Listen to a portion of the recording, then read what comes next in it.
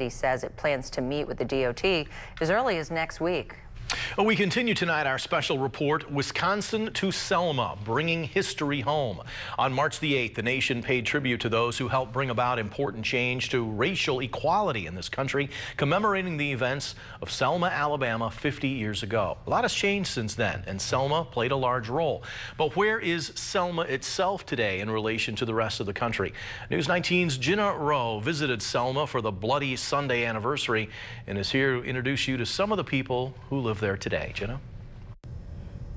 Scott, Selma, like the rest of the country, has come a long way, but many of the people living there today say they still have a long way to go.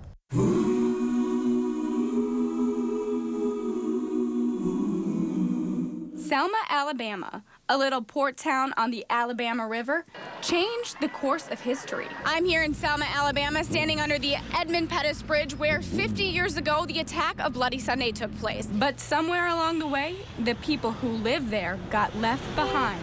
When you come into Selma, it seems a little bit like you're coming into the past. Passing under the Edmund Pettus Bridge, whose namesake was a senator, a Confederate general, and a Grand Dragon of the Ku Klux Klan. Some call the bridge a symbol of the oppression that still exists in the city today. Others don't agree. We support everybody's right to commemorate their heroes. And if you don't like our heroes, don't come over here. Selma resident Todd Kiskaden did not celebrate the anniversary of Bloody Sunday. He says it's not his history, but something else is. The first Ku Klux Klan is our modern iteration of the neighborhood watch. With remnants of racial tensions, Selma's struggle is still clear.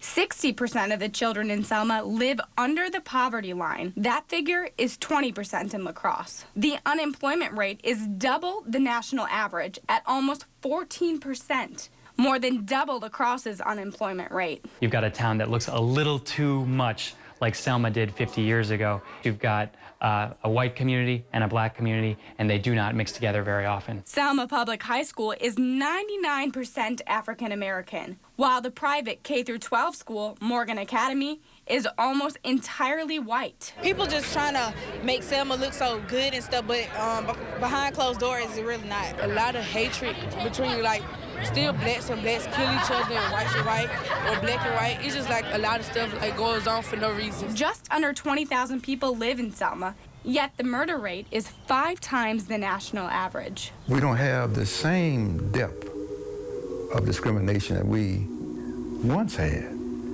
but still we have not arrived. While the nation gathers to celebrate the accomplishments of 50 years ago, it seems Selma has yet to overcome. The people of Selma tell me they still have hope.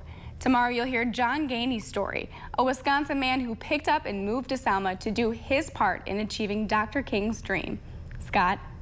Thanks, Jenna. You can head to our website to hear more from the people who marched in Selma 50 years ago. We also have a slideshow of the events of what's become known as Bloody Sunday, the anniversary event commemorating that day.